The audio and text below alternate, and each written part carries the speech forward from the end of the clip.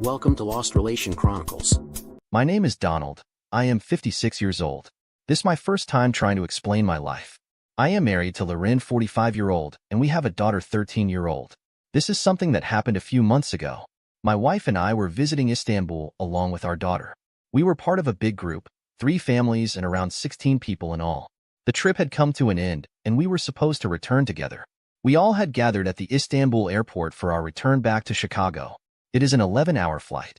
We all gathered and did a count for accounting everyone. The flight was delayed by 6 hours. Since we still had 6 hours till we get our flight, we all went to the lounge, and to our surprise it was empty. We were the only people there. Everyone gathered and started chatting. All smiles and stories of Turkey and the good food we had. I went for a smoke and returned after 15 minutes. As I walked close to my wife, I saw a slim figure near her. As I walked closer, my heart started beating faster. Not because of the nicotine, but this was something else. The closer I got, the faster it beat. I could almost hear my heart trying to jump out of my heart. My mind went blank and took me back 20 years back. I was holding her hand. I was right there in the church. She was right beside me. I said, "I do," and then kissed her. I took her home. We had a life. She was right there. Suddenly, I was right back in the lounge. I walked near my wife and told her I want to get some air and walked out.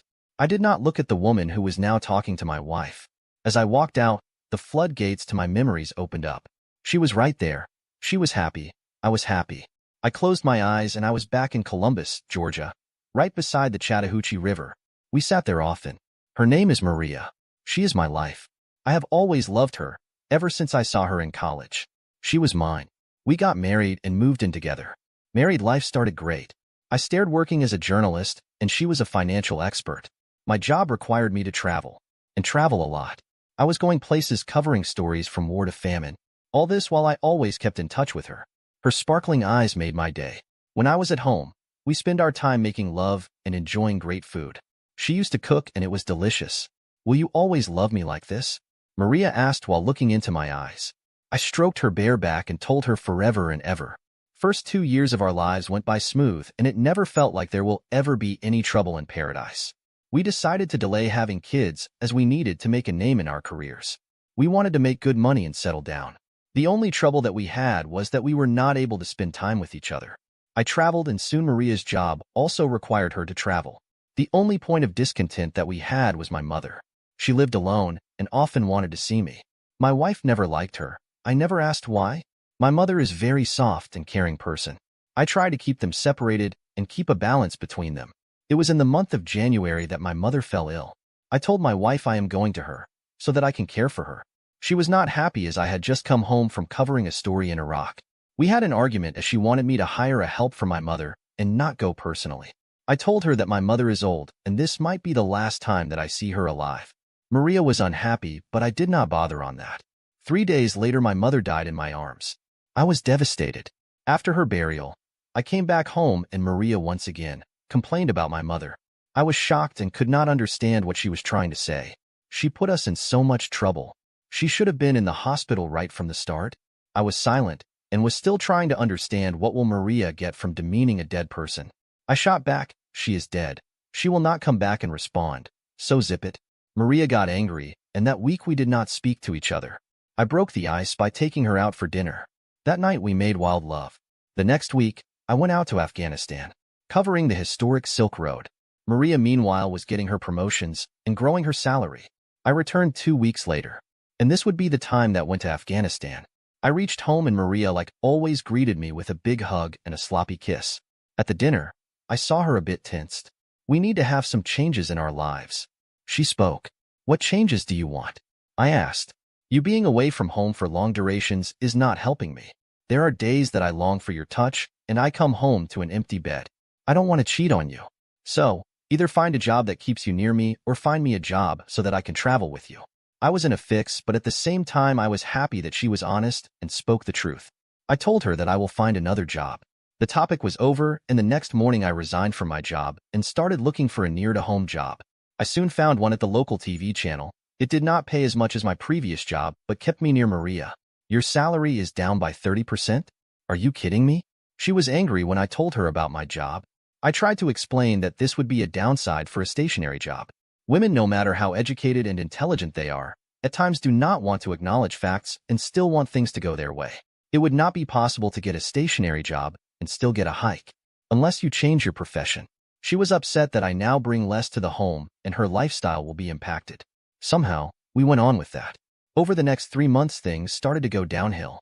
We were talking less, and at nights we rarely getting any action. Her demeanor had changed from loving wife to nagging bitch. She could find faults in everything, and there was not a single day that I would go to bed not angry. It got so bad that one night she asked me to stop breathing, as my breathing is disturbing her sleep. A few days later, I could not find my phone, so picked up my wife's phone to call my number. I found her phone locked. It was something new. I did not have my lock on my phone, and she never had any lock on her. Why was there a lock? Is she hiding something? It was a Thursday night. She came back after a late-night party with her office girls. I heard the doorbell and opened the door. She stood there in a black dress, her hair all disturbed. No lipstick. What happened to you? I asked and held her. I danced a bit too much, and now I am tired. I guided her to our bedroom. She removed her dress to change in her usual night dress. That was a big mistake. She had no panties and I could see bruise on her left thigh. She never goes out without her panties. Did she go commando today, or did she lose them somewhere? That night I could not sleep and just lay there. Being a journalist by nature, I wanted to know the truth. I know a lot of people who can help me find it out, but I knew my shit and needed no help. 3 weeks later, I was outside the Motel 6 at Victory Drive. It was 2:30 p.m. and I tracked Maria's car to this motel. I walked towards room number 12, opened the lock, and saw the monitor. Right across the door, in the other room, was my beloved wife. There she was, on all fours, and her blonde lover, in action. Her blonde lover, Steve Bowman, my dear enemy from our college. Always had hots for Maria, and once even took her out for a date before Maria started dating me. Do me good, Maria screamed in ecstasy. Steve obliged. By now, my tears no longer flowed. I was dead inside. My heart ached. 3 weeks of investigation and running around Maria did yield results. Results that I never wanted. I wanted to break open the door and do something very stupid, but I had promised the motel manager that I will refrain from violence. He was paying back for an old favor and put up a single condition: no violence and no property damage. He agreed and personally helped me put the recording devices in the room. But violence was never off the table outside the motel. I smiled and walked out of the motel, got in my car, and parked right behind the only Mustang that was parked in the parking. It belonged to Steve. I took out my dear old ice pick and decorated all four. I waited. After 1 hour, they came out, Steve holding Maria by her bare waist. I took that on camera. I put my camera back and came out of my truck. I walked towards them and stood right in front of them. Maria was silent, looked like she saw a ghost. Steve had a grin on his face, symbol of taking another man's wife. He still held her by the waist. Maria was meekly trying to remove his hand. "Hey Dawn," she smiled. "What are you doing here?" I started back at her. She went silent. She tried again. "I can explain. It's not what you think." I am not thinking, just observing. My eyes pointed at Steve's hand on her waist. "I guess he has taken away my wife." I smiled. "No, it's not that. We just had a meeting here." She spoke. Meeting involved getting on all fours and getting drilled from behind. "Did he do you good?" I asked. She gasped as just a few minutes ago she had uttered the same words. "All your action is on video and we'll be going to your office and I will make sure it goes to all our friends and family, and yes, it will be going to Linda and her dad." Steve screamed, "Leave Linda out of this." I smiled and said, "Linda has already seen your action, Liv, and is just waiting for the copy so that she can drag your sorry ass in court for a divorce. If I were you, I would prepare myself to say goodbye to dear old Mustang, as it will be sold out to pay for the settlement." He was furious now and lunged at me. Big mistake. Years of travel to places like Iraq, Afghanistan made me a tough man. I had been among warriors, fighters, and people who were trained to kill. Did they teach me a few tricks? He threw a right hand and I blocked it, ducked forward, and landed my left on his chin. He dropped like a bag of potato. He got up, wobbled a few steps towards me, only to get an uppercut on the chin. He did not get up. He lay there, out cold. Maria stood there horrified. I looked at her and told her to get in the truck. She got in the truck and we drove off. We did not reach home. We went straight to my lawyer. Maria tried to ask, but I just held up my hand. We walked in the office and were asked to move to the large conference room. We both sat in the opposite sides of the table. The silence was dreadful. Soon, Ron Freeman, my lawyer, walked in the room, handed an envelope to Maria. "You have been served. Now let me explain the terms. We have filed for divorce based on irreconcilable differences. You guys hold no property. There is nothing to discuss there. His mother's house is yet to be legally transferred in his name. So, you will not claim that. He will give you half of the money from your joint account. As we speak, the account has exactly half the money it had in the morning, so you may withdraw it. Since you earn more than him, there is no alimony. There is nothing else from my end. Ron left the room. Maria held the envelope and looked at me. Finally spoke. In case you want to contest it, I will change the reason for the divorce under adultery and make sure that every soul that knows you name will know of your cheating exploits. Every recording I have will be shared on all social media platforms. I will send this to your office and make sure that your cheating ass is fired and you get no recommendation anywhere. You run away to a different city, I will follow you and make sure that rest of your life is spent in fear of your name being tarnished. I hope I am clear. She nodded. I got up and walked out. She stood up and spoke. Don't you want to know why I did it? You wanted a lifestyle that I cannot provide. You wanted to fly high but wanted someone at home when you land back. You wanted happiness but were not willing to pay the price for it. Fast cars, big fancy hotels, and good food. Your blondie lover gave you everything that I could not. You think that right, isn't it? I am not sure if you will understand it or not, but he was just paying for his fun time. He was already married and was looking for a cheap source of entertainment.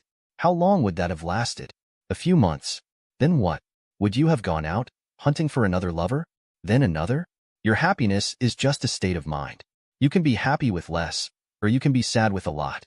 Today you stand here with an envelope in your hand and nothing else. Have a nice day, Maria. I left. I saw her in the court a few months later, never spoke to her, never saw her eyes. Just the court's orders. Divorce granted. Steve never filed for any complaint against me. Even if he had filed for it, he would have lost. There were cameras in the parking, and he would have come out as the aggressor. I did send Linda the videos and all the evidence of Steve's adultery. She did not waste time with him. Threw him out of the house and divorced him. I did hear a rumor that he was beaten up by Linda's brothers, and he spent a few days with some broken bones. He was divorced and even had lost his job. Linda's father was a connected man. Steve did sell his Mustang to pay for his settlement. I never told this to anyone, but Linda's father wanted to punish Maria as well. Linda stopped them. I left my job and soon enough I was hired back in my old job, but in a different city. Life went on.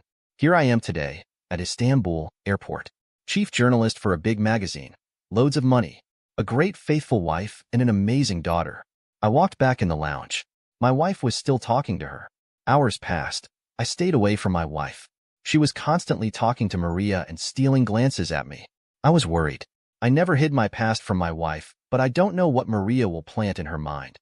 A few hours later, I checked with the airport officials and they confirmed the departure time.